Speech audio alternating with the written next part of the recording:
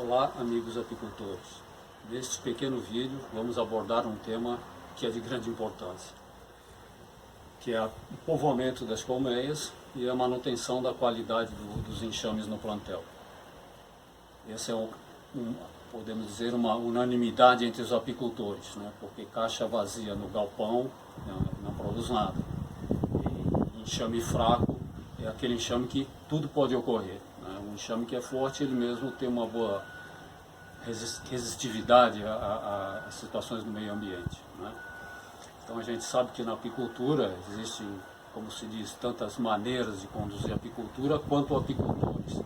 Mas essas são uma das grandes verdades que para todos se torna importante, especialmente nos dias de hoje, né?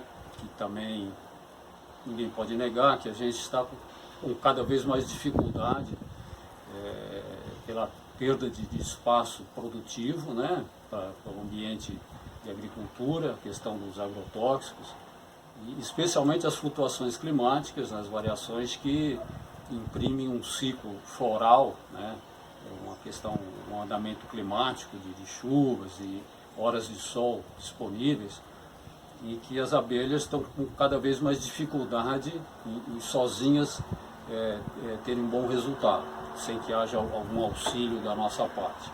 A agricultura aqui na nossa região serrana, de Santa Catarina, sempre foi muito contemplada pela natureza, né? A sequência floral que nós temos, o nosso clima, a nossa condição é excepcional. Então a grande maioria dos apicultores ainda, atualmente, sobrevive da coleta de enxames na natureza, né? O que não é nada comum mundo afora, que para você ter abelhas, né, nas suas colmeias, você precisa adquirir um enxame e tal, é outro costume, né? Aqui a coisa, de certa maneira, andou desta maneira até os dias atuais. Entretanto, as mudanças são evidentes. Está cada vez mais difícil manter as nossas colmeias povoadas e a questão da qualidade também dos enxames, né, que na natureza se coleta, né? Então, partindo para uma ideia de que esse é um ponto crucial, manter nossas colmeias bem povoadas, com enxames de boa qualidade, nós temos que pensar em produzir as rainhas, né?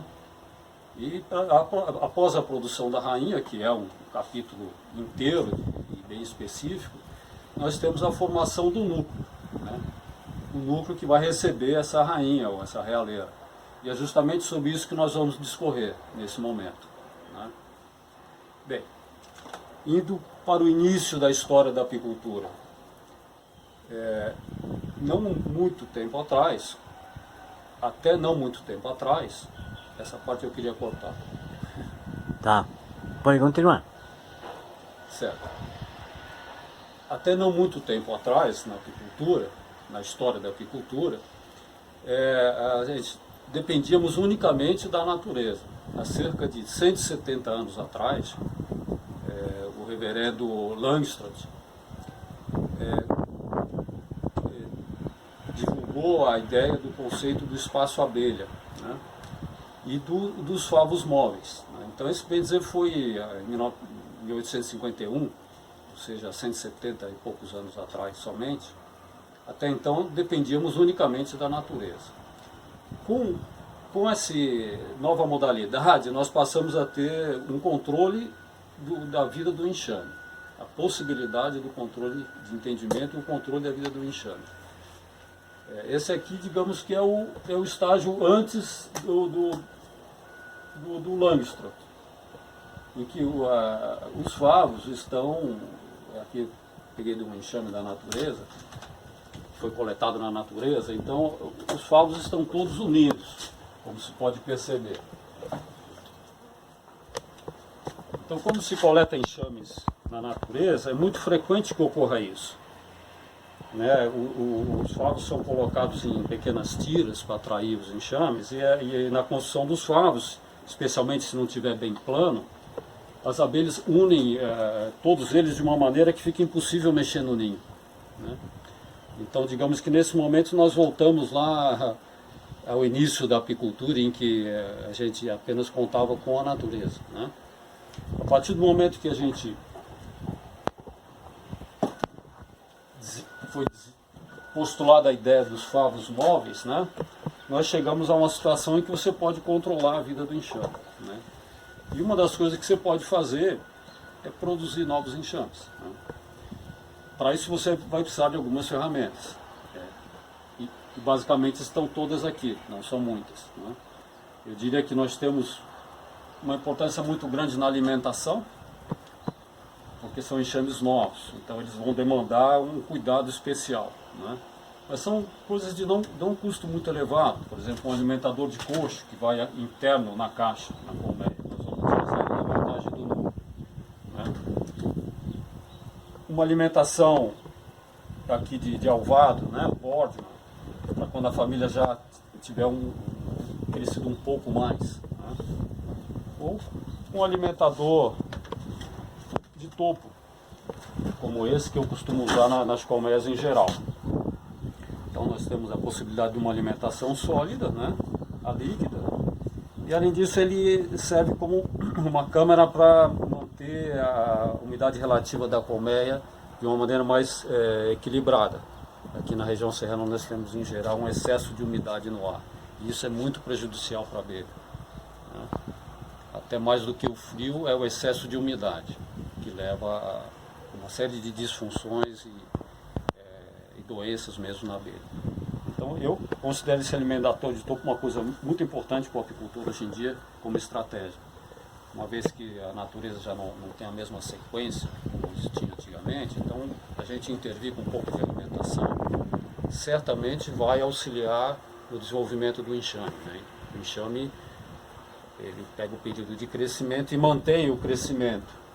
Agora, se ele tem um vai e vem, passa o período floral e você perde a oportunidade de ter as abelhas estar no lugar certo com a atitude correta, ou seja, está a florada aberta, com bastante abelha, só aguardando a condição climática para que ocorra o trabalho delas de maneira satisfatória. Então, na montagem de um enxame, para a introdução da realeira, o que é básico? Bem, eu vou ao campo, né? No caso, então nós temos aqui um material, digamos que aqui teriam as abelhas, né? No campo. Então você vai, eu monto os núcleos com 3 quadros. Uma área como essa aqui, digamos, que está deformada nesse favo aqui, né? Vamos ter em torno de 500 abelhas aqui. Então uma área de cria como essa, de cada lado, uma bola de abelha assim, cria madura, já é o suficiente para se montar o núcleo. O núcleo de fecundação, ele não precisa ser muito forte, né? Então digamos que temos aí a teoria do desespero. Se a abelha ela está muito forte, ela tenta por conta própria reagir à ausência de rainha. E se você deixa ela numa situação crítica, ela aceita o seu manejo. Agora, então, se você faz um enxame muito forte, você pode ter uma rejeição maior. Então, você consegue montar um enxame, como eu digo, com uma bolinha de abelhas aqui, vai dar em torno de 1.000 e poucas abelhas a nascerem naqueles dias, que serão as futuras nutrizes, né? E na retirada da colmeia, então, você tem que, de preferência, trazer esse favo coberto de abelhas, que seriam as nutrizes, né? Ao você chacoalhar um pouco, fazer um pouco de fumaça, aquelas que voam, abandonam o favo, já são as campeiras possivelmente. As que ficam agarradas no favo são as nutrizes. Então basicamente uma pequena vibração, soltar um pouco de fumaça, cuidar se não está indo a rainha, né? E você faz a montagem do núcleo. Eu ponho um de cria e os outros 2, pode ter um pouquinho de cria, um pouquinho de alimento, né? Principalmente e mais um pouco de abelha.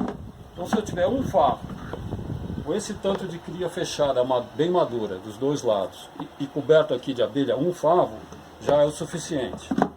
Eu uso esse cavalete de maneira que eu monto 2 ao mesmo tempo.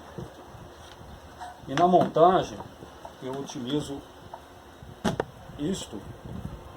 essa manta, que mantém as abelhas aqui dentro.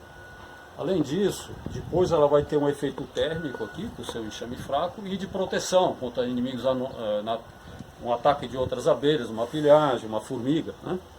Então essa manta é muito importante.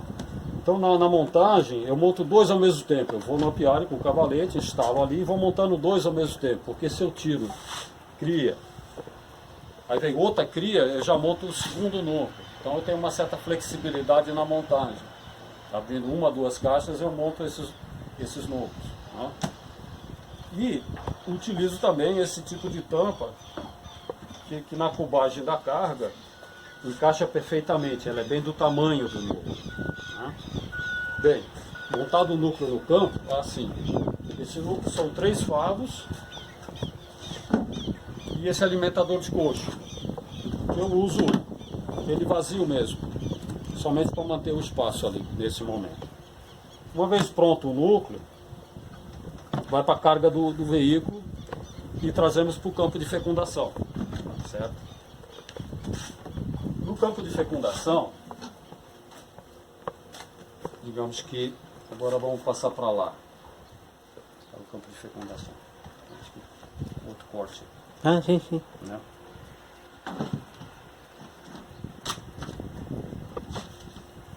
É um vídeo longo, viu? Não é? É longo para a internet. Não, longo mas a gente pode cortar muita coisa. Não, fica tranquilo que... Vamos ver esse primeiro e daí a gente pode refazer tudo, mas aí... A gente dá um jeito, não te preocupa que vai ficar bom. Aí começa... Lembrando que tu está numa sequência, né? Certo. Eu terminei da montagem e falei da importância disso aqui. Né? Isso, e que tu usava essa... Ah não, tu terminou falando sobre isso aqui que usava vazio.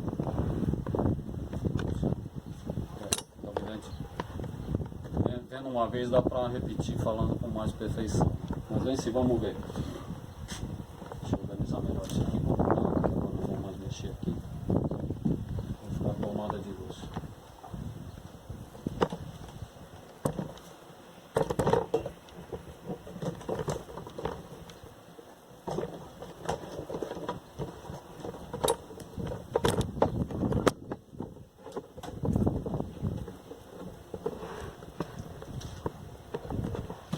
Estamos bem no fim. Já estamos bem no fim. Tá. Não, eu estou te informando só, né? Sim, claro. Porque tu é leigo, eu te informo, né? Me avisa quando vai começar, tá? Acho que eu vou começar agora.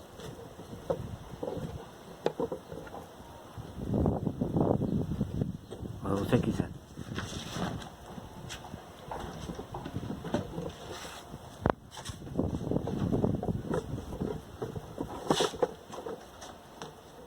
Bem, uma vez chegado no campo de fecundação, então vem a hora da introdução das realeiras. Né?